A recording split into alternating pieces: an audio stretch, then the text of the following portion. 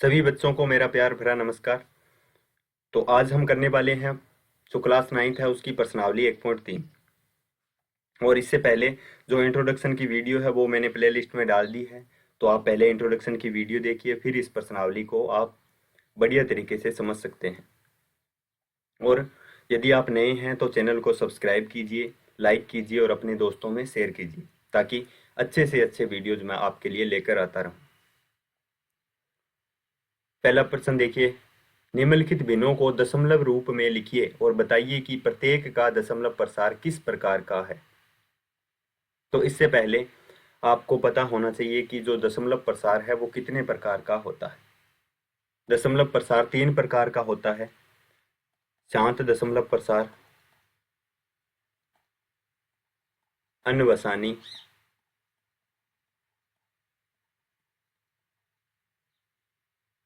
आवर्ती दशमलव प्रसार और अन्वसानी अनावर्ती दशमलव प्रसार।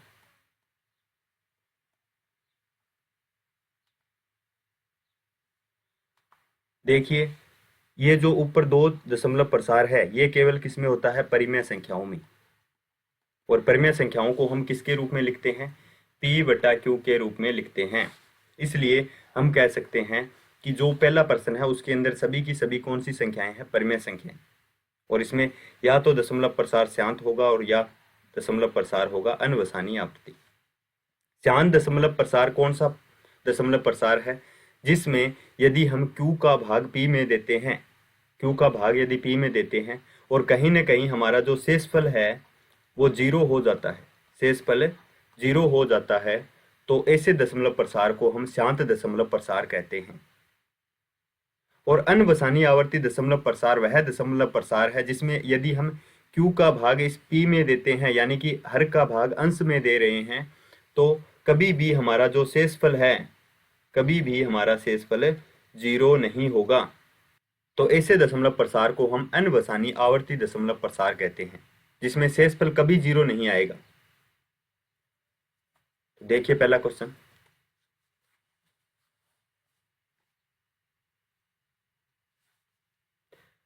पहला प्रश्न है 36/100। 100 का भाग हमें 36 के अंदर देना है, तो हम 100 का भाग देंगे 36 के अंदर।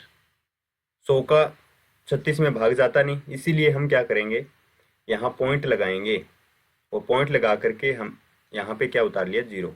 0 उतारने से पहले हमें पॉइंट लगाना पड़ता है, जो हमारा भागफल है उसमें पॉइंट लगाएंगे फिर हम 0 उतारेंगे। अब हम पॉइंट लगा चुके हैं तो उसके बाद हम कितने भी 0 उतार सकते हैं।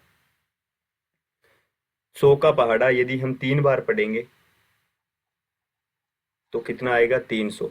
अब 360 में से 300 को घटाएंगे तो कितना बच गया? 60। अब पॉइंट लगा है तो हम यहाँ 0 उतार सकते हैं। अब 100 का पहाड़ा कितनी बार पढ़ेंगे? 6 बार। 6 बार 100 का पहाड़ा पढ़ेंगे तो यहाँ पे हमारा शेषफल क्या हो गया? 0। और अभी आपको मैंने बताया था कि जिस भी भिन्न का शेषफल 0 हो जाता है तो वो कैसा दशमलव प्रसार है? शांत दशमलव प्रसार। तो पहले का जो आंसर है वो क्या है?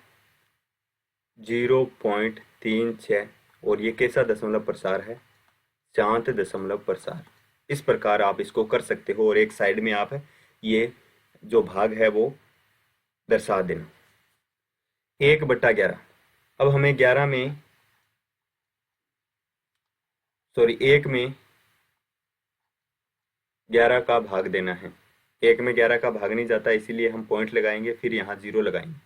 अब देखिए हमने एक 0 उतार लिया फिर भी 11 का भाग नहीं जा रहा, इसीलिए यदि हमें 2 0 इकट्ठे उतारने हैं, इससे पहले हमें जो हमारा भागफल है उसमें पहले एक 0 लगाना पड़ेगा, फिर हम एक 0 यहाँ उतारेंगे। यदि मैं एक 0 उतारता तो पॉइंट लगा करके मैं 0 उतार सकता था, लेकिन मुझे 2 0 उतारने हैं, इसीलिए मैंने पहले भागफल में 0 लगाया फिर यहाँ 0 लगाया।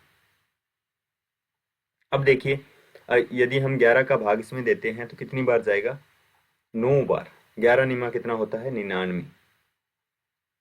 तो शेषफल कितना बचा है? 1।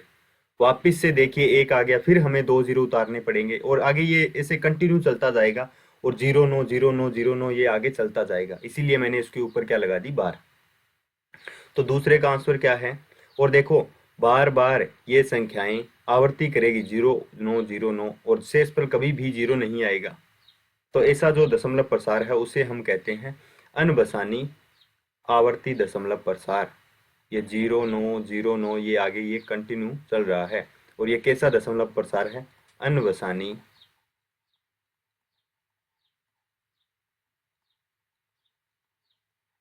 आवर्ती।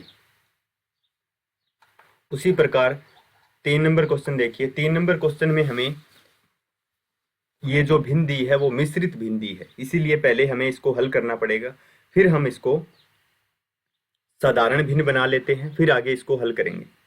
तो 4 सही 1/8, इसको यदि हल करेंगे तो 8 का हमें 4 में गुणा करना है, तो 8 चौका कितना होता है 32। फिर 32 में हमें 1 को प्लस करना है, तो कितना हो गया 33 बटे में कितना है 8।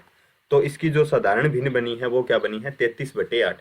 अब हमें 8 का भाग देना है 33 में, तो 33 में हम 8 का भाग दे रहे हैं।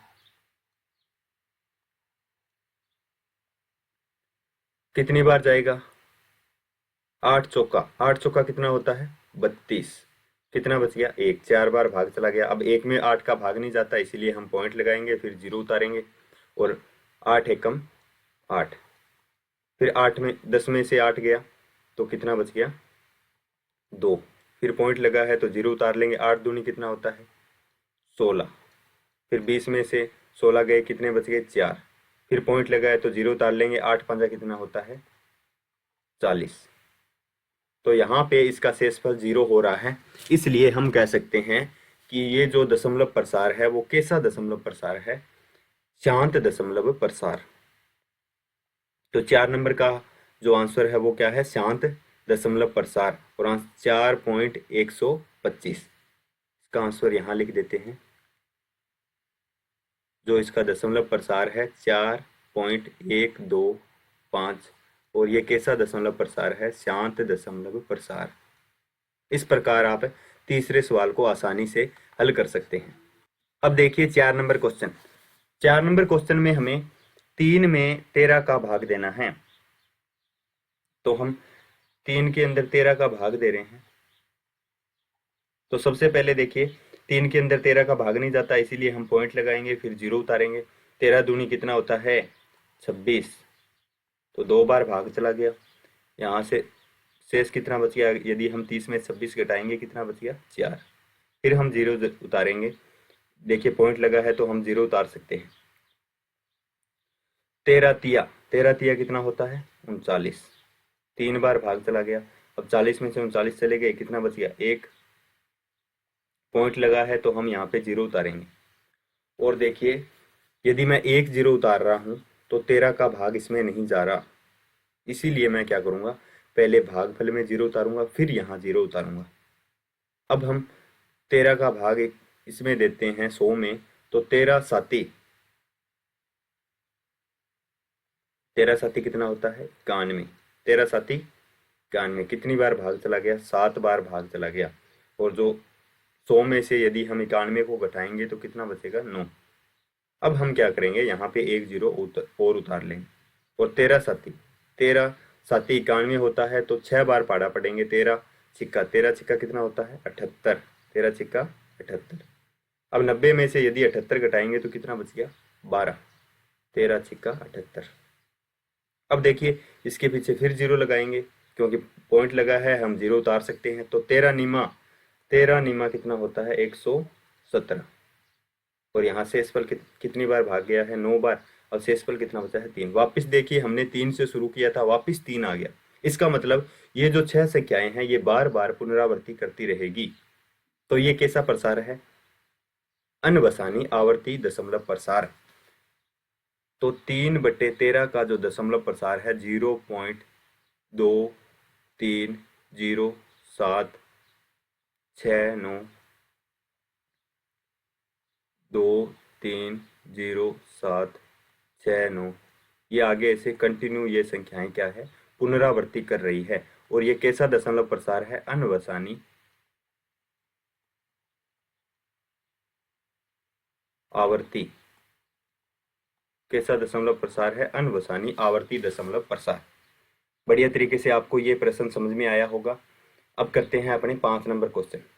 5 नंबर क्वेश्चन देखिए, 2/11, 11 का भाग हमें देना है 2 के अंदर। यदि मैं 2 में 11 का भाग दूंगा तो 2 में 11 का भाग नहीं जाता, इसीलिए मैं पॉइंट लगाऊंगा, यहाँ 0 उतारूंगा। तो कितनी बार भाग जा रहा है? एक बार। 11 एकम 11, यहाँ कितना बच गया? 9। फिर पॉइंट लगा है तो 0 उतार सकता हूँ। 11 अट्ठे, 11 अट्ठे कितना हो गया? 88। अब 90 में से 88 चले गए, कितना बच गया? 2। तो देखिए 2 से शुरू किया था, वापस 2 आ गया। इसका मतलब ये हुआ कि जो 1 8 1 8 है वो बार बार पुनरावृत्ति करता रहेगा। तो ये कैसा दशमलव प्रसार है? अनबसानी आवर्ती दशमलव प्रसार। तो 5 नंबर का जो आंसर है 0.181818, ये ऐसे आगे कंटिन्यू चलता जा रहा है। तो ऐसे दशमलव प्रसार को हम क्या कहते हैं? अनबसानी आवर्ती दशमलव प्रसार। अनबसानी आवर्ती दशमलव प्रसार। अब देखिए 6 नंबर क्वेश्चन। 6 नंबर क्वेश्चन में हमें क्या करना है? 329 में हमें 400 का भाग देना है। कितने का? 400 का भाग देना।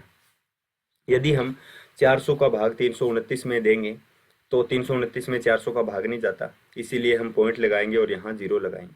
अब आपको 400 का पहाड़ा नहीं आता, लेकिन 4 का पहाड़ा आता है। 4 का पहाड़ा कितनी बार पढ़े कि 32 आए? तो 4 का इससे कम आए या तो इसके बराबर आए। तो 4 का पहाड़ा हम 8 बार पढ़ेंगे। कितनी बार? 8। 8 चौका कितना होता है? 32। तो यहाँ पे 400 है तो यहाँ कितना आ जाएगा? 3200। अब 3200 में से 3290 में से 3200 चले गए तो कितना बच गया? 90। फिर देखिए पॉइंट लगा है तो हम यहाँ 0 उतारेंगे और कितनी बार भाग जाएगा? 4 दूनी 8। 400 का 2 बार गुणा भाग करूंगा तो कितना होगा? 800। कितनी बार भाग गया है? 2 बार। अब कितना बच गया? यहाँ पे बचा है 100। फिर पॉइंट लगा है तो 0 उतारेंगे, फिर 2 बार भाग जाएगा। अब 100 में से 800 को घटाएंगे तो कितना बच गया? 200। फिर पॉइंट लगा है तो 0 उतारेंगे। अब 400 का पहाड़ा यदि हम 5 बार पढ़ते हैं तो कितना आता है? 2000 ही आता है। यदि 400 का पहाड़ा हम 5 बार पढ़ेंगे तो 2000 आएगा। यहाँ पे हमारा जो शेषफल है वो 0 हो गया, इसलिए हम जो 5 नंबर का जो आंसर है, 5 नंबर का आंसर क्या है? तो ये जो हमारा पहला प्रश्न है, इसको इस तरीके से आपको हल करना था। तो आपको बढ़िया तरीके से समझ में आया होगा। 2 नंबर प्रश्न बहुत आसान प्रश्न है, इसको आप आसानी से हल कर सकते हैं। कुछ ज़्यादा इसमें कुछ खास है नहीं। देखिए कैसे। तो हमें, आप जानते हैं कि 1/7 बराबर 0.142857 बार है। वास्तव में लंबा भाग दिए बिना क्या आप यह बता सकते हैं कि 2/7, 3/7, 4/7, 5/7, 6/7 के दशमलव प्रसार क्या है? यदि हाँ तो हाँ, हमारे तो हाँ ही है ना, बता सकते हैं। क्योंकि बहुत आसान प्रश्न है, बिना लंबा भाग दिए बिना भी हम बता सकते हैं कि 2/7, 3/7, 4/7, 5/7 और 6/7 का जो दशमलव प्रसार है वो कैसा दशमलव प्रसार होगा। यदि हाँ तो कैसे? और संकेत हमें दिया है 1/7 का मान ज्ञात करते समय शेषफलों का अध्ययन सावधानी से कीजिए। तो इससे पहले आप समझिए कि जो हमारे पास 2 पक्ष दिए हैं, 1/7 बराबर हमें कितना दिया है? 0.142857 और इसके ऊपर क्या लगा है? बार लगा है। ये हमारे पास एक बायां पक्ष है और ये हमारे पास एक दायां पक्ष है। यदि मैं किसी भी यहाँ पे यदि मैं 2 का गुणा करता हूं तो यदि इसे मुझे इसके बराबर रखना है तो इधर भी मुझे कितने का गुणा करना पड़ेगा? 2 का गुणा करूंगा। यदि मैं इधर 3 का गुणा करूंगा तो इधर भी कितने गुणा करूंगा? 3 का। यदि यहाँ 4 से गुणा करूंगा तो इधर भी किससे गुणा करूंगा? 4 से गुणा करूंगा। तो बस इतना ही तो था प्रश्न अपना, तो प्रश्न तो हल हो गया। कैसे? देखिए, क्योंकि यदि मैं 1/7 में 2 का गुणा करता हूं, 2 का यदि इसमें मैं गुणा करूं कितना आ जाएगा? 2/7। तो यदि मुझे 2/7 का मान निकालना है, इसका दशमलव प्रसार करना है, तो मैं भाग नहीं दूंगा। ये जो बराबर, ये जो बराबर इसके 0.14285 बार पड़ा है, इससे मैं 2 का गुणा कर दूंगा तो वो मान किसका आ जाएगा, 2/7 का। फिर यदि मैं 3 से गुणा करूंगा तो यहाँ कितना हो जाएगा, 3/7। फिर इधर भी किससे गुणा करूंगा, 3 से। इधर अगर 4 से गुणा करूंगा तो इधर भी 4 से, यहाँ 5 से तो यहाँ भी 5 से, यहाँ 6 से गुणा करूंगा तो यहाँ भी 6 से। इस प्रकार हम इस प्रश्न को आसानी से हल कर सकते हैं। 1/7 बराबर हमें दिया है 0.14285 और इसके ऊपर क्या लगा है, बार। अब हम क्या करेंगे, इसे 2/7 बनाना है तो इसके लिए मुझे 2 से गुणा करना होगा 1/7 को। 1/7 को यदि मैं 2 से गुणा करूंगा और तो मुझे बराबर भी 2 से गुणा करना होगा। तो यहाँ बराबर में कौन सी संख्या है, 2 गुणा 0.14285 और इसके ऊपर क्या लगा है, बार। इस पूरी संख्या से मुझे किसका गुणा करना है, 2 का। तो क्या आंसर आएगा, देखिए यदि मैं 2 से गुणा करूंगा तो 7 दूनी कितना होता है, 14। यहाँ कर लेते हैं हम 0.14285।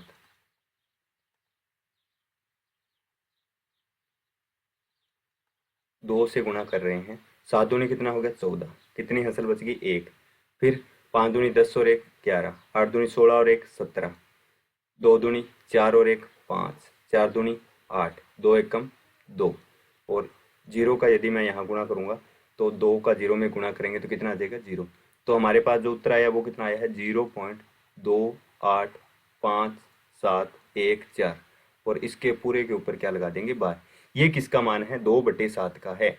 इसी प्रकार हम 3 नंबर प्रश्न भी जो 3/7 का भी मान निकाल सकते हैं। इसी प्रकार हम 3/7 का मान निकालेंगे, 3 से इधर गुणा करेंगे 1/7 में, तो बराबर भी हमें किससे गुणा करना पड़ेगा, 3 से ही गुणा करना पड़ेगा, 14285 और इसके ऊपर क्या लगा है, बार। यदि हम इसके अंदर 3 का गुणा करेंगे तो हमारे पास उत्तर आने वाला है 0.428571 और इसके ऊपर क्या लगाना है हमें, बार। इस प्रकार हम 4/7 का भी गुणा करेंगे। 4/7 4 का गुणा यदि मैं 1/7 में इधर कर रहा हूँ तो इधर भी मुझे 4 का गुणा करना है, 0.14285 तो बराबर हमारा जो आंसर है, ये मैंने गुणा करके देख लिए हैं। आप ये बस इसको जिस प्रकार ये गुणा किया है उसी प्रकार यहाँ 3 से गुणा करना है, फिर 4 से, 5 से, 6 से, इस प्रकार आपको गुणा करना है। तो इसका जो आंसर है 4/7 का, क्या आंसर आएगा, 0.571428।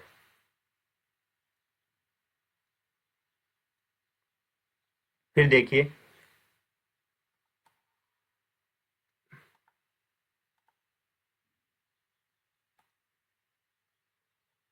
5/7 बराबर 5 से गुणा करूंगा मैं 1/7 में और यहाँ भी 5 से गुणा करूंगा 0.14285 और इसके ऊपर क्या लगाएंगे, बार। यहाँ भी देखिए बार लगाना था, मैंने बार नहीं लगाया। तो बराबर में मेरे पास आंसर क्या आएगा, 0.714285। ये आंसर मुझे यहाँ आने वाला है। इसके ऊपर भी बार लगेगा, यहाँ भी बार लगाएंगे। फिर 6/7, 6 इंटू 1/7 बराबर 6 इंटू 0.14285। इसमें मुझे किसका गुणा करना है, 6 का। इसमें यदि मैं गुणा करूँगा तो हमारे पास जो आंसर आने वाला है 0.857142। ये हमारा दूसरा प्रश्न का हल था। तो अच्छे तरीके से आपको समझ में आया होगा। यदि आपको बढ़िया से समझ में आ रहा है तो आप मेरी वीडियोस को लाइक करते रहना बस। 3 नंबर प्रश्न देखिए, निम्नलिखित को P/Q के रूप में लिखिए जहां P और Q पूर्णांक है तथा Q बराबर नहीं है 0 के। तो ये जो प्रश्न है, हमने 1 नंबर प्रश्न किया था 1.3 प्रश्नावली का, उसका उल्टा प्रश्न है, क्योंकि उसमें हमें P/Q दिया था और हमें दशमलव रूप बनाना था। अब की बार दशमलव रूप दिया है और इसका हमें p बटा q बनाना है। तो बहुत आसानी से हम इसको कर सकते हैं। बहुत ही बढ़िया प्रश्न है, ध्यान से आप इसको समझना। बहुत ही बढ़िया प्रश्न यहाँ पे करने वाले हैं। देखिए 0.6 और इसके ऊपर क्या लगा है, बार, यानी कि ये संख्या बार बार रिपीट हो रही। इसे मैं ऐसे भी लिख सकता हूँ 0.666, आगे ये बार बार रिपीट हो रही। तो इस संख्या को मुझे x के बराबर रखना है। माना x बराबर 0.666, इसे x के बराबर रख के और इसे मैंने बना लिया समीकरण नंबर 1। अब देखिए हमें दो पक्ष मिल गए हैं, बायां पक्ष और दायां पक्ष। अब मुझे दोनों पक्षों में 10 का गुणा करना है। इस पक्ष में भी 10 का गुणा करना है, इस पक्ष में भी 10 का गुणा करना है, और ऐसा मैं कर सकता हूं। समीकरण 1 के दोनों तरफ 10 का गुणा करने पर, समीकरण 1 के दोनों तरफ हम 10 का गुणा करेंगे तो 10 गुणा x बराबर 10 गुणा 0.666। अब देखिए यहां मैं 10 का गुणा करूंगा तो कितना आ गया, 10x। और यहां देखिए यदि मैं 10 का गुणा यहां करूंगा तो ये पॉइंट जो है वो एक संख्या पीछे चला जाएगा। ध्यान रखना, यदि मैं यहाँ 10 का गुणा कर रहा हूं तो क्या होगा, ये पॉइंट एक संख्या पीछे चला जाएगा। तो यहाँ क्या आ जाएगा, 6.666, आगे ये कंटिन्यू चल रहा है। फिर देखिए इस संख्या को मैं क्या लिख सकता हूं, इस संख्या को मैं लिख सकता हूं 6 प्लस 0.666, क्योंकि वापिस से मैं इसके अंदर इसको ऐड करूंगा तो क्या आ जाएगा, 6.666। और ऐसा मैंने इसलिए लिखा है ताकि मैं इसकी जगह x लिख सकूं, क्योंकि ये जो है वो किसके बराबर है, समीकरण 1 देखिए, समीकरण 1 में ये x के बराबर है। तो इसकी जगह मैं क्या लिख रहा हूँ, x लिख रहा हूँ, क्योंकि ये x के बराबर है तो मैं इसकी जगह x लिख सकता हूँ। तो 10x बराबर 6 प्लस x। अब ये x प्लस का है, इधर जाएगा तो ये किसका होगा, माइनस का। तो 10x माइनस x बराबर कितना है, 6। 10 में से अगर 1x घटाएंगे तो कितना बच गया, 9x बराबर कितना है, 6। अब ये x इसके गुणा में है, इधर जाएगा तो भाग में, x बराबर कितना आ गया, 6/9। और इसको हम काटेंगे 3 के पहाड़े से, 3 दूनी कितना होता है, 6, 3 तिया 9। तो ये फाइनल आंसर हमारा निकल के आया है। और ये कैसा रूप है, p/q है। और ये दोनों क्या है, p और q क्या है, पूर्णांक है, और q जो है 0 के बराबर नहीं है। तो ये पहले क्वेश्चन का आंसर था। आप जल्दी से पहला प्रश्न उतार लीजिए, फिर हम दूसरा प्रश्न करते हैं। क्वेश्चन नंबर 2 देखिए,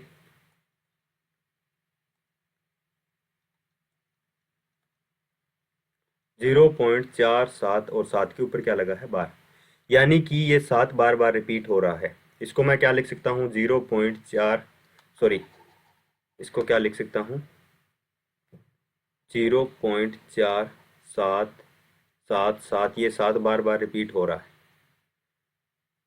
तो वही प्रक्रिया करनी है।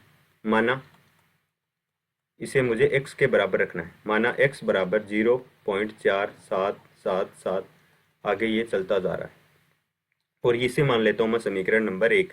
अब मुझे दोनों पक्षों में 10 का गुणा करना है। तो समीकरण 1 के दोनों तरफ 10 का गुणा करने पर, समीकरण 1 के दोनों तरफ 10 का गुणा करेंगे तो क्या आने वाला है, 10 गुणा x बराबर 10 गुणा 0.4777। अब देखिए यहाँ 10 का गुणा करूंगा तो कितना आ गया, 10x बराबर, यहाँ 10 का गुणा करूंगा तो ये पॉइंट एक संख्या पीछे चला जाएगा, तो कितना आ गया, 4.777, ये आगे कंटिन्यू चल रहा है। यदि मैं इसको 4 प्लस 0.77 लिखता हूं तो ये संख्या जो है वो हमें कहीं भी दिखाई नहीं दे रही। यहाँ x का मान कितना है 0.477 और ये कितना है, तो इसको मैं इस प्रकार नहीं लिख सकता। तो यहाँ हमें खुद को थोड़ा सा दिमाग लगाना है और देखना है कि मैं यहाँ ऐसा क्या करूं ताकि या तो मुझे x का मान मिल जाए या मुझे 10x का मान मिल जाए। x का मान मुझे नहीं मिला, तो मैं अभी वापिस से इसे समीकरण 2 बना लेता हूं और इस समीकरण 2 में दोनों पक्षों में 10 का गुणा वापिस से करता हूं। क्या पता मुझे 10x का जो मान है वो मिल जाए 4.777। देखते हैं, समीकरण 2 में दोनों तरफ 10 का गुणा करने पर, अब दोनों तरफ हम 10 का गुणा कर रहे हैं, तो 10 गुणा 10x बराबर 10 गुणा 4.777। यहाँ 10 का गुणा करेंगे तो कितना आ गया 100x बराबर, यहाँ 10 का गुणा करेंगे तो पॉइंट कहाँ चला गया, एक संख्या पीछे, कितना आ गया 47.777। अब देखिए इसको मैं क्या लिख सकता हूँ, इसको मैं लिख सकता हूँ 43 प्लस 4.777 और वापिस से मैं जोड़ूंगा तो वापिस यही संख्या आने वाली है। और ऐसा मैंने क्यों लिखा है, क्योंकि यहाँ पर जो मान है वो किसका मान है, 10x का मान है। तो इसकी जगह मैं क्या लिखूंगा 10x, यहाँ इसकी जगह क्या लिख दूंगा 10x। 100x बराबर 43 प्लस 10x, अब ये 10x इधर जाएगा तो माइनस का, 100x माइनस 10x बराबर 43। अब यहाँ से घटाएंगे तो कितना आ गया 90x बराबर 43। अब ये x के गुणा में है, इधर जाएगा तो भाग में, 43 बटा में 90, और 43 एक अभाज्य संख्या है इसीलिए आगे ये कटने वाला है नहीं, तो यही हमारा आंसर है। तो बढ़िया तरीके से आपको 2 नंबर प्रश्न भी समझ में आया होगा। चलो अब करते हैं 3 नंबर क्वेश्चन। 3 नंबर क्वेश्चन देखिए,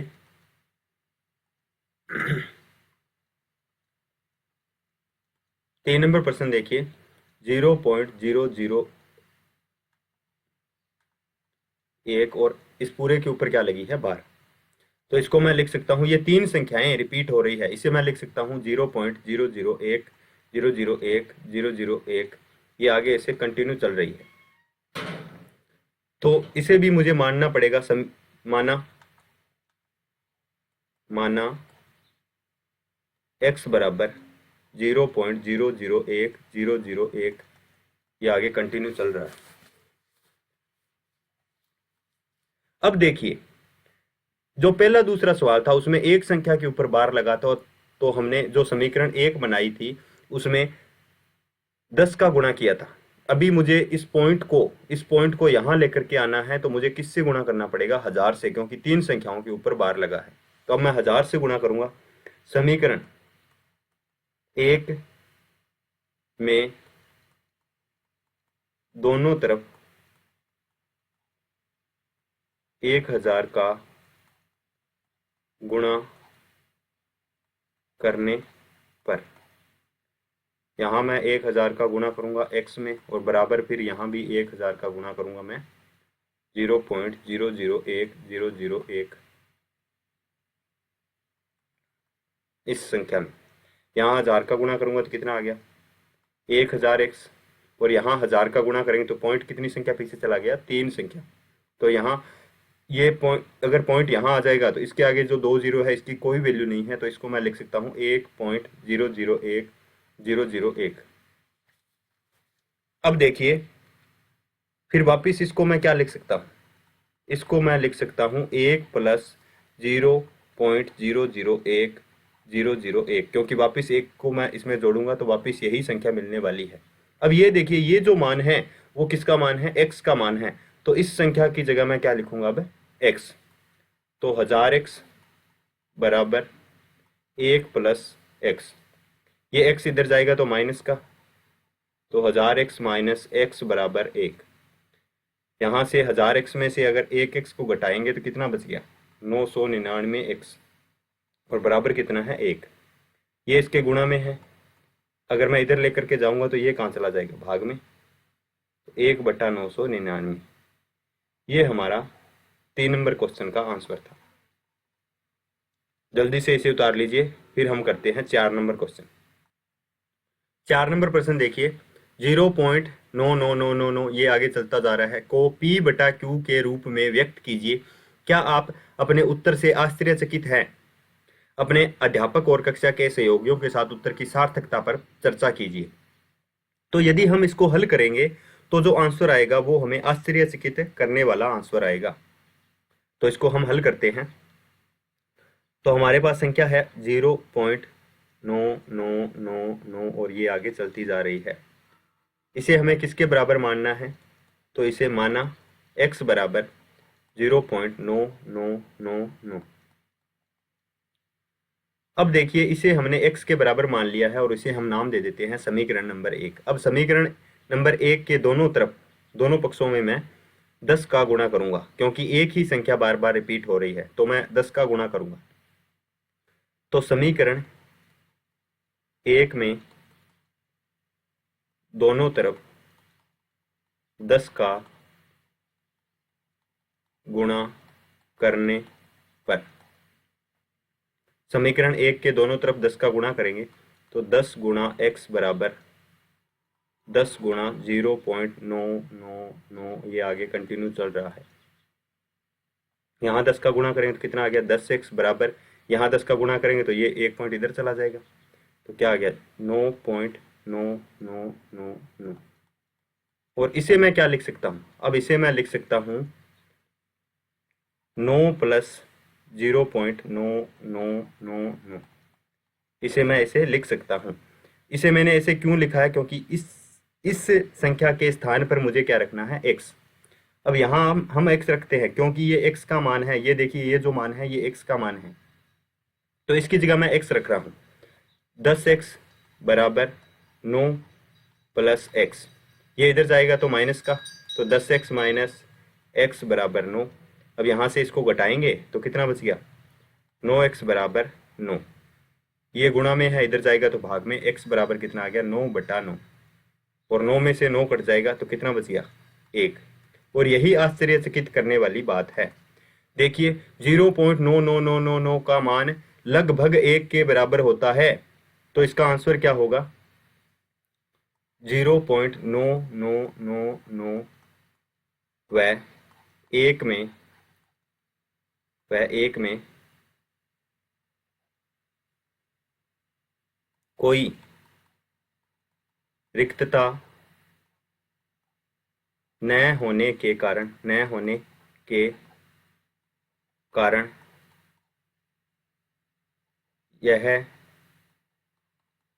दोनों संख्याएं आपस में लगभग बराबर है। तो ये 4 नंबर प्रश्न का हमारा हल था। तो आप इसे जल्दी से उतार लीजिए, फिर हम 5 नंबर क्वेश्चन करते हैं। 5 नंबर क्वेश्चन देखिए, 1/17 के दशमलव प्रसार में अंकों के पुनरावर्ती खंड में अंकों की अधिकतम संख्या क्या हो सकती है, अपने उत्तर की जांच करने के लिए विभाजन क्रिया कीजिए।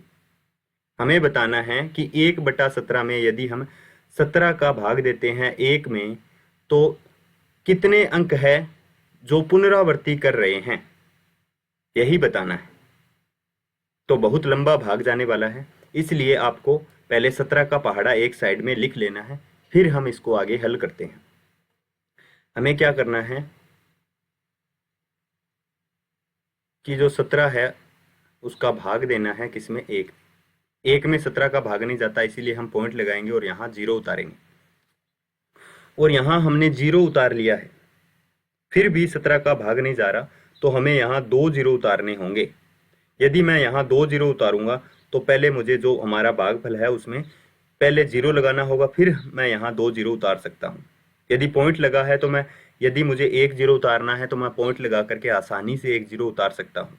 लेकिन यदि मुझे 2 0 इकट्ठे उतारने हैं तो उसके लिए मुझे क्या करना होगा, पहले यहाँ 2 0 लगाने होंगे। पहले यहाँ जो भागफल है यहाँ 0 लगाना होगा, फिर वापस मैं इसके अंदर 0 उतार सकता हूँ। तो ये आपको ध्यान रखना होगा। आगे देखिए, यदि मैं 17 का पहाड़ा कितनी बार पढ़ूं ताकि या तो 100 आए या तो 100 से कम आए, तो मैं 17 का पहाड़ा कितनी बार पढ़ूंगा? 5 बार। 17 का पहाड़ा 5 बार पढ़ूंगा तो कितना आएगा? 85। अब मुझे क्या करना है? 17 का पहाड़ा कितनी बार पढ़ा है? 5 बार। 100 में से यदि 85 को घटाएंगे तो कितना बच गया? 15। पॉइंट लगा है तो हम 0 उतार लेंगे। अब 0 को उतारा तो बताइए 150 से छोटा क्या है 17 के पहाड़े में? 136। और 136 कितने पे आता है? 8 पे। तो 17 का पहाड़ा हमने कितना पढ़ा है? 8 बार। फिर 150 में से यदि 136 को हम घटाएंगे तो कितना बचता है शेषफल? 14। अब हम यहाँ एक 0 और उतारेंगे तो 17 का पहाड़ा अब कितनी बार पढ़ें? वापिस से हमें 17 का पहाड़ा कितनी बार पढ़ना है? 8 बार। वापिस हम 17 का पहाड़ा 8 बार पढ़ेंगे। 17 8 136। 140 में से यदि हम 136 को घटाते हैं तो कितना बचता है? 4। फिर वापस 0 लगाएंगे इसके पीछे। फिर 17 का पहाड़ा कितनी बार पढ़ें? 2 बार। 17 का पहाड़ा कितनी बार पढ़ेंगे? 2 बार। 17 दूना कितनी होती है? 34। अब 40 में से 34 को घटाएंगे तो कितना बच गया? 6। फिर वापस इसके पीछे 0 लगाएंगे। अब 17 का पहाड़ा कितनी बार पढ़ेंगे? 3 बार। 17 तिया कितना होता है? 51। अब 60 में से यदि 51 जाएंगे तो कितना बचता है? 9। फिर वापस इसके पीछे 0 लगाएंगे तो अब हम 17 का पहाड़ा कितनी बार पढ़ेंगे? 5 बार। 17 5 कितना होता है? 85। यहाँ कितना बच गया? 5। फिर इसके पीछे 0 लगाएंगे। अब हम 17 का पहाड़ा कितनी बार पढ़ेंगे? 2 बार। 17 का पहाड़ा 2 बार पढ़ा है तो कितना आया है? 34। अब देखिए 50 में से यदि 34 जाते हैं तो कितना बचता है? 16। फिर हम 0 उतारेंगे और 17 का पहाड़ा कितनी बार पढ़ें ताकि 160 से कम आए? तो 17 का पहाड़ा हम पढ़ेंगे 9 बार। कितनी बार पढ़ेंगे? 9 बार। 17 निमा 153। फिर 160 में से हम 153 को घटाएंगे तो कितना बच गया? यहाँ पे 7। फिर वापस इसके पीछे 0 लगाएंगे। अब हमें 17 का पहाड़ा कितनी बार पढ़ना है? 4 बार। 17 का पहाड़ा 4 बार पढ़ा तो कितना आ गया? 17 चौका 68। 70 में से यदि 68 को घटाते हैं तो कितना बचता है? 2। इसके पीछे फिर 0 लगाएंगे और अब 17 का पहाड़ा कितनी बार पढ़ेंगे? 1 बार। 17 एकम 17। यहाँ कितना बच गया? 3। फिर इसके पीछे 0 लगाएंगे। फिर 17 का पहाड़ा कितनी बार पढ़ेंगे? 1 बार। 17 एकम 17। अब 30 में से यदि 17 जाते हैं तो कितना बचता है? यहाँ पे 13। अब देखिए यहाँ फिर वापस 0 लगाएंगे। कितनी बार पहाड़ा पढ़ना है? 17 7 119। 7 बार पहाड़ा पढ़ेंगे तो कितना आएगा? 119। 17 7 119। 7 बार पहाड़ा पढ़ रहे हैं। अब हम 130 में से 119 को घटाएंगे तो यहाँ कितना बच गया? 111। सॉरी 11। सीधा क्या बच गया? 11। और फिर वापस से इसके पीछे 0 लगाएंगे तो अब 17 का पहाड़ा कितनी बार पढ़ेंगे हम? 6 बार। 17 छिका 102। तो 17 का पहाड़ा हमने 6 बार पढ़ा है। 17 छिका 102। अब इसमें से घटाएंगे 110 में से 102 घटाएंगे तो कितना बच गया? 8। फिर 0 लगाएंगे। अब 17 का पहाड़ा कितनी बार पढ़ेंगे? 4 बार। 17 चौका 68। फिर देखिए 80 में से यदि 68 को घटाएंगे तो कितना बचेगा? 12। फिर वापस 17 के 12 के पीछे 0 लगाएंगे क्योंकि पॉइंट लगा है, हम 0 उतार सकते हैं। फिर 17 का पहाड़ा हम कितनी बार पढ़ेंगे? 7 बार। 17 7 कितना होता है? 119। 17 7 119। अब 120 में से 119 घटाएंगे तो कितना बच गया? 1। देखिए हमने 1 से स्टार्ट किया था और वापस 1 से ही स्टार्ट किया था और वापस 1 आ गया। तो ये जो संख्याएं आई है, ये जो अंक आए हैं, ये सभी अंक बार बार पुनरावृत्ति करते रहेंगे। तो ये अंक कितने हैं? 1 2 3 4 5 6 7 8 9 10 11 13 14 15 16। 16 अंक ऐसे हैं जो बार बार पुनरावृत्ति कर रहे हैं। तो हमारा जो आंसर है वो क्या है, 1/17 के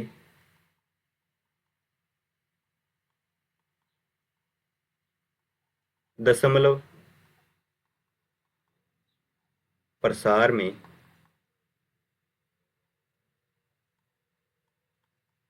पुनरावर्ती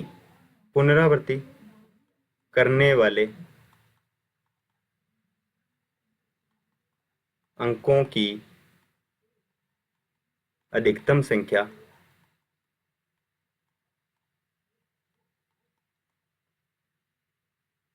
सोलह है। अधिकतम संख्या 16 है।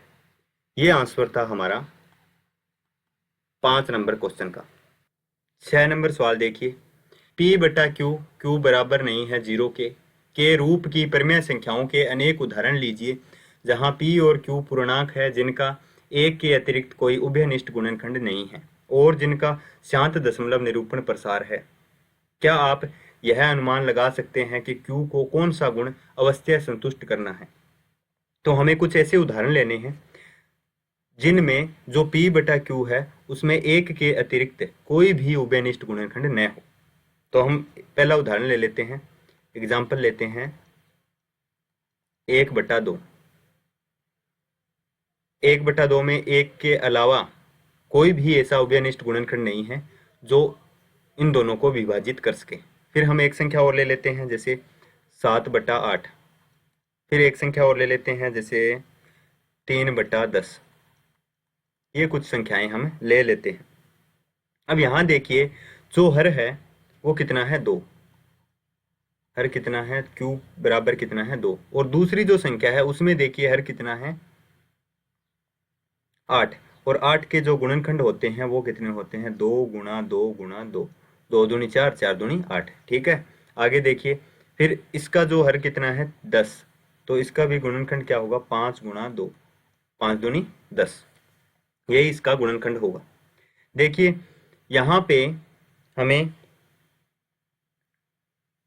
जो Q है उसका एक गुण दिखाई दे रहा है कि हम ऐसी परिमेय संख्याएं लेते हैं जिसका जो अंश और हर है उसका एक ही उभयनिष्ठ गुणनखंड हो, और वो क्या है, केवल एक ही उभयनिष्ठ गुणनखंड हो, और इसका प्रसार कैसा हो, शांत दशमलव प्रसार हो। तो उन संख्याओं में जो हर का रूप होता है वो कौन सा रूप होता है, 2m गुणा 2m गुणा 5n का रूप होता है। देखिए इनके जो हर है इसका रूप कैसा है, 2m गुणा 5n। या तो हर 2 होगा या तो 5 होगा या फिर 5 और 2 दोनों होंगे। यदि आप ऐसा रूप देखते हैं हर का तो वह दशमलव प्रसार कैसा दशमलव प्रसार होगा, शांत दशमलव प्रसार होगा, और ये Q का एक गुण है। तो उत्तर हमारा क्या है,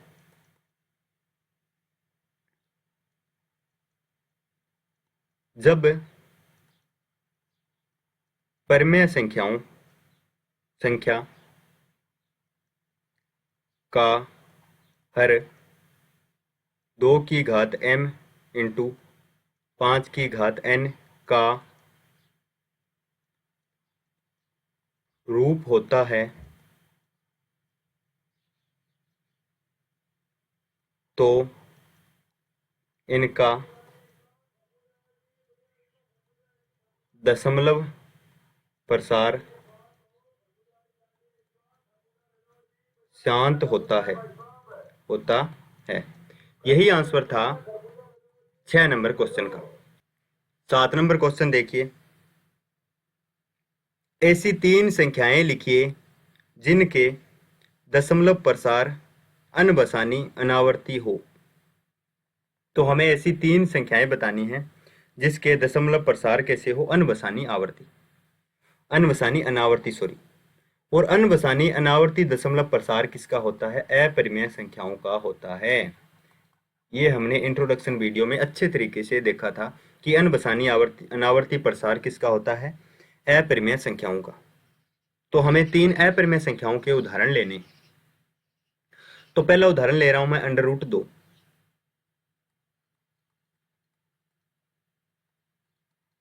√2 का मान होता है लगभग 1.414 और आगे कोई भी संख्या पुनरावृत्ति नहीं करेगी और आगे ये ऐसे चलता जाएगा।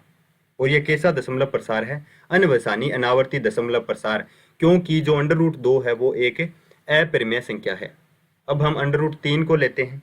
√3 का मान होता है लगभग 1.732 और ये आगे कंटिन्यू चलता जा रहा है। ये भी कैसा दशमलव प्रसार है, अनवसानी अनावर्ती दशमलव प्रसार। अब हम एक अलग उदाहरण लेते हैं, जैसे 0.01, फिर 001, फिर 0001, फिर आगे 00001 और आगे ये कंटिन्यू ऐसे चलता जा रहा है। तो ये भी कैसा दशमलव प्रसार है, अनवसानी अनावर्ती दशमलव प्रसार। यही उत्तर था 7 नंबर क्वेश्चन का। आगे चलते हैं 8 नंबर क्वेश्चन की ओर। 8 नंबर क्वेश्चन है, परिमेय संख्याओं 5/7 और 9/11 के बीच की 3 अलग अलग अपरिमेय संख्याएं ज्ञात कीजिए। जब ऐसा क्वेश्चन आता है तो आपको क्या करना है, सबसे पहले ये जो संख्याएं दी है इनका दशमलव प्रसार करना है। तो मैं क्या करूंगा, सबसे पहले जो 5/7 है इसका दशमलव प्रसार करूंगा। 5/7 का दशमलव प्रसार, यदि मैं 5 के अंदर भाग दूंगा, 7 का भाग नहीं जा रहा इसीलिए मैं पॉइंट लगाऊंगा, 0 लगाएंगे। 7 7 कितना होता है 49, कितनी बार भाग जाएगा 7 बार। फिर कितना बच गया, 1 पॉइंट लगा है तो 0 उतार लेंगे। फिर भाग कितनी बार जाएगा, 1 बार। 7 7 एकम 7, कितना बच गया 3 पॉइंट लगा है, 0 उतारेंगे। 7 चौका कितना होता है 28, फिर कितना बच गया 2 पॉइंट लगा है, फिर 0 उतारेंगे। 7 दूनी कितना होता है 14, फिर 20 में 14 गए, कितने बच गए 6। अब 6 में भाग नहीं जाता, 0 0 लगाएंगे और 7 8 कितना होता है 56, कितनी बार भाग जाएगा 8 बार। 7 8 56, कितना बच गया 4। फिर पॉइंट लगा है तो 0 लगाएंगे तो 7 7 49 ज़्यादा हो जाएगा तो 7 7 चौका 28, 7 5 35, 7 5 35, कितना बच गया 5। 5 बार भाग चला गया। देखिए 5 से शुरू किया था, वापिस यहाँ पे शेषफल 5 आ गया। तो ये संख्याएं बार बार क्या होगी, रिपीट होगी। तो हम कह सकते हैं जो 5/7 है, जो 5/7 है उसका दशमलव प्रसार क्या है, 5/7 का दशमलव प्रसार क्या आया है 0.714285 और ये क्या हो रही है, बार बार रिपीट हो रही है ये संख्याएं। उसी प्रकार हम 9/11 का भी दशमलव प्रसार देखते हैं। 9/11 का दशमलव प्रसार, 9 में हम भाग देंगे 11 का, तो 11 का भाग नहीं जाता, पॉइंट लगाएंगे, 0 लगाएंगे। 11 8 कितना होता है 88, कितना बच गया 2, फिर 0 लगाएंगे। 11 एकम 11, कितना बच गया 9। अब देखिए वापिस से 9 आ गया, 9 से ही शुरू किया था तो इसका जो दशमलव प्रसार है वो क्या आया है, जो 9/11 है तथा 9/11 का दशमलव प्रसार कितना आया है 81। 8 1 और इसके ऊपर बार लगा है, यानी ये बार बार रिपीट हो रही है। अब हमें इनके बीच में अपरिमेय संख्याएं लेनी है, 5/7 और 9/11 के बीच में।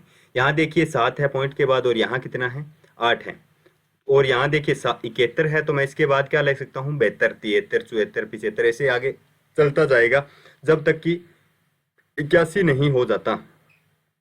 तो मैं पहला उदाहरण ले रहा हूँ, यहाँ पे अपरिमेय संख्याएं, हमें अपरिमेय संख्याएं लेनी है। इसके बीच में अपरिमेय संख्याएं इसके इन दोनों संख्याओं के बीच में लेनी है। अपरिमेय संख्याएं 0.71 यहाँ पे है, यदि मैं यहाँ पे 72 करता हूँ और 0 फिर 72 फिर 2 0 फिर 72 फिर 3 0 फिर 72, ये आगे ऐसे कंटिन्यू चलता जाएगा। और कभी भी इनका मान जो है वो जीरो नहीं आने वाला और कभी भी कोई संख्या रिपीट नहीं होने वाली। तो ये एक कैसी संख्या है? अपरिमेय संख्या। उसी प्रकार हम अगला उदाहरण ले सकते हैं 0.73, और ये देखिए 72 है और यहाँ पे 8 है, तो ये 71 और जो 81 है इन दोनों के क्या है, बीच में है, और कैसी संख्या है? एक अपरिमेय संख्या है। 73 फिर 10 फिर 73 फिर 000, सॉरी 20 लेने हैं, 20 फिर 73 फिर 30 फिर 73 और आगे ये कंटिन्यू चलता जाएगा। उसी प्रकार एक और उदाहरण लेते हैं 074074007400074 और आगे ये कंटिन्यू चलता जाएगा। ये कुछ अपरिमेय संख्याओं के उदाहरण थे जो 5/7 और 9/11 के मध्य स्थित है। यही आंसर था हमारे 8 नंबर क्वेश्चन का। 9 नंबर क्वेश्चन देखिए, बताइए कि निम्नलिखित संख्याओं में कौन कौन संख्याएं परिमेय और कौन कौन संख्याएं अपरिमेय हैं। हमें इन संख्याओं को देख करके बताना है कि कौन सी संख्याएं परिमेय है और कौन सी संख्याएं अपरिमेय हैं। तो बहुत आसानी से हम बता सकते हैं। आप जानते हैं कि जो परिमेय संख्याएं होती है, जो परिमेय संख्याएं होती है उनका जो दशमलव प्रसार होता है वो कैसा होता है? शांत दशमलव प्रसार। और कैसा होता है? अनवसानी आवर्ती दशमलव प्रसार।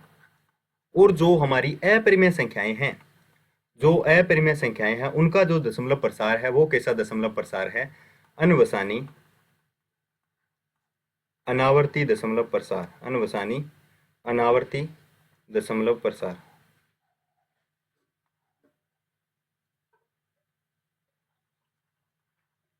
अनवसानी अनावर्ती दशमलव प्रसार। अब देखिए, जो अपरिमेय संख्याएं हैं वो आपको कैसी संख्या मिलेगी? अंडर रूट के अंदर आपको अभाज्य संख्याएं मिलेगी। कैसी संख्याएं? अभाज्य। जब आप अंडर रूट के अंदर अभाज्य संख्या देखते हो तो आप समझ लेना वो कैसी संख्या है? अपरिमेय संख्या। और उसका दशमलव प्रसार भी कैसा होगा? अनवसानी अनावर्ती। और पहली जो संख्या है देखिए अभाज्य संख्या 23, यही मैंने उदाहरण ले लिया है और यही यहाँ पे देखिए 1 नंबर क्वेश्चन में अंडर रूट 23 है। तो एक ये कैसी संख्या है? अपरिमेय संख्या। तो हम इसके आगे क्या लिखेंगे? कैसी संख्या है? अपरिमेय। इसका जो आंसर है वो कैसा है? अपरिमेय। यहाँ देखिए अंडर रूट 225 है, तो इसे हम गुणनखंड विधि से हल करेंगे। 225, अब 225 में 2 2 4 और 1 5 9 होता है, तो इसका मतलब इसमें 3 का भाग जा रहा है। 3 का भाग देंगे तो कितनी बार? 7 या 21, फिर 1 बचा, फिर 5 बार 75, फिर 3 का भाग जाएगा, कितनी बार जाएगा? 25 बार, फिर 5 का भाग जाएगा 5 बार और फिर 5 का भाग जाएगा 1 बार। तो ये जो संख्या है इसके 2 जोड़े बन रहे हैं, यहाँ पे जोड़ा बन रहा है, यानी 3 गुणा 5, 5 या 15। तो ये किस संख्या का वर्गमूल है? 15 का, सॉरी किस संख्या की स्क्वायर है? 15 की। और इसका वर्गमूल क्या है? 15। और 15 एक कैसी संख्या है? परिमेय संख्या। तो ये कैसी संख्या का उदाहरण है? परिमेय संख्या का उदाहरण है। उसी प्रकार अगला क्वेश्चन देखिए,